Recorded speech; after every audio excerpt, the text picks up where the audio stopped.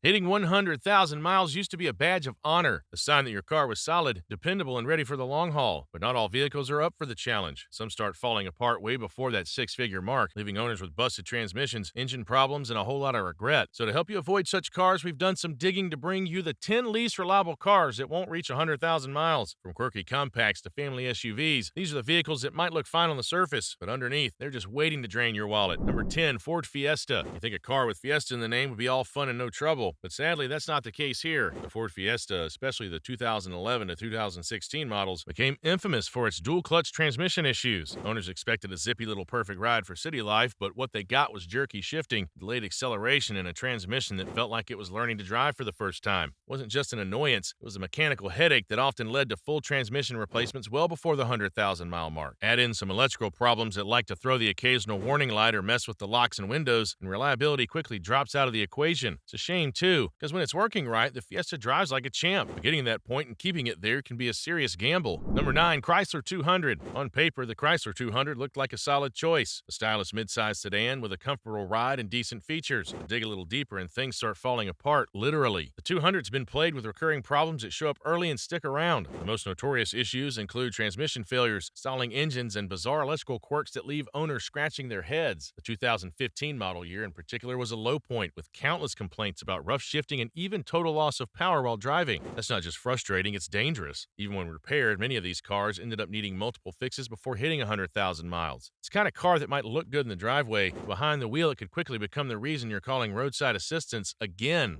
Number 8, BMW 3 Series. Now here's the wild card, because let's face it, who doesn't love the idea of driving a BMW 3 Series? It's sleek, it's sporty, and it carries that badge that says, "I've made it." But beneath all the prestige and performance lies a car that can quietly drain your wallet long before it hits 100,000 miles. The trouble with the 3 Series isn't that it's unreliable in the traditional sense, it's that the repairs it does need come early and often, and they're expensive. Cooling system issues, electronic malfunctions, oil leaks, and suspension problems are common, especially in the 2006-2013 range. And once those maintenance bills start rolling in, they don't slow down. It's one of those cars that lures you in with luxury but makes you pay dearly for it over time. Number 7, Land Rover Discovery. Here's the thing with the Land Rover Discovery. It makes a heck of a first impression. It looks tough, it rides high, and it promises that kind of rugged go-anywhere adventure most SUVs only dream about. But once you start racking up miles, reality kicks in hard. The Discovery has a track record of being, let's say, temperamental. Air suspension systems tend to fail, leading to a saggy, uneven ride that feels anything but premium. Electrical issues are another constant. Glitches in the infotainment system, faulty sensors, and random warning lights that come and go like a bad habit. Then there's the transmission. Some owners have had to replace it before even hitting six figures on the odometer. It's the kind of vehicle that feels like it's always halfway between the dealership and the mechanic's shop. Number 6, Mini Cooper. Driving a Mini Cooper's fun until it isn't. This quirky little car has cult-like status thanks to its go-kart handling and playful design, but under all that charm is a laundry list of headaches that seem to surface sooner rather than later. Older models, especially from 2007 to 2012, are particularly problematic. Timing chain tensioners fail and lead to engine damage. The automatic transmission's known to quit prematurely. Electrical problems pop up in everything from power windows to steering assist. It's like every system in the car is just waiting for its turn to brake. And because space under the hood is tight, even minor repairs often come with major labor costs. Number 5, Chevrolet Cruze. Cruze is one of those cars that seemed like a smart buy when it launched. Affordable, fuel efficient, decent interior, what's not to like? But once owners started putting miles on it, that story changed fast. Problem with the Cruze is its transmission. Several model years, especially 2011 through 2018, saw widespread issues with failing automatic transmissions, often before the 100,000 mile mark. That's not where the problems end. Coolant leaks, turbo failures, electrical malfunctions, and even complete engine replacement scenarios aren't uncommon. It's like the Cruze tried to cut corners to keep the price low, and those shortcuts catch up to you in the worst way. Number 4, Fiat 500. At first glance, the Fiat 500 looks like the perfect little city car. It's compact, quirky, and has just enough European flair to make you feel like you're zipping around the streets of Rome instead of running errands in your city. But once you spend a little time with it, the charm wears off, and what's left is a frustrating relationship with one of the least reliable compact cars out there. The Fiat 500's problems start early, especially in models from 2012 to 2015. The most notorious issue? The automatic transmission. It's known for rough shifting, sudden jerks, and in some cases outright failure before 80,000 miles. The manual transmission models fare slightly better, but not by much. Clutch issues aren't uncommon either. Combine that with suspension components that wear down faster than expected, and you've got a car that might look fun but turns into a money pit before you know it. Number 3, Jeep Renegade. The Jeep Renegade feels like it was built for adventure. Boxy design,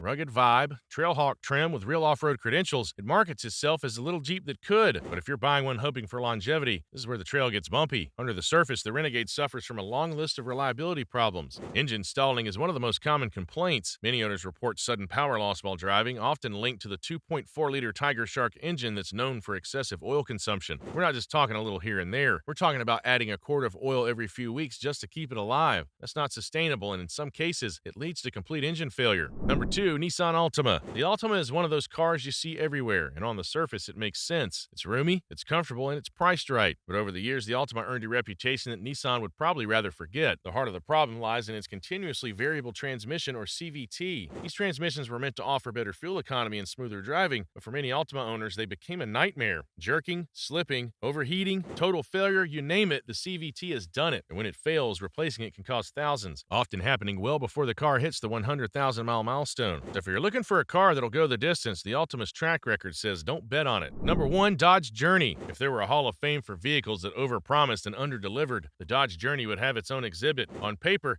it checks a lot of boxes. 3 rows, affordable price, SUV looks. It lures in buyers with family-friendly features and a low sticker price. And for a minute, you think you've scored a deal, but then the problems start and they don't stop. The Journey has been a rolling example of everything that can go wrong with cutting corners in engineering. The base engine, a 2.4-liter 4-cylinder, feels underpowered right out of the gate, and its longevity is questionable at best. The real headaches begin with the 3.6-liter V6 models, which, while stronger, are often paired with an aging 6-speed automatic transmission that loves to lurch, hesitate, and eventually fail, usually before that 100,000 milestone. But drivetrain issues are just the beginning. Owners report electrical problems galore, dashboard lights flickering, infotainment systems freezing, power locks failing, you name it. The interior trim wears out fast, the suspension starts creaking before you've even passed 60,000 miles, and the AC systems, let's just say they have commitment issues. The Dodge Journey is one of those cars you want to avoid by all means. If you want to see more entertaining car videos like this, make sure you like this video, subscribe to our channel, and hit the notification bell.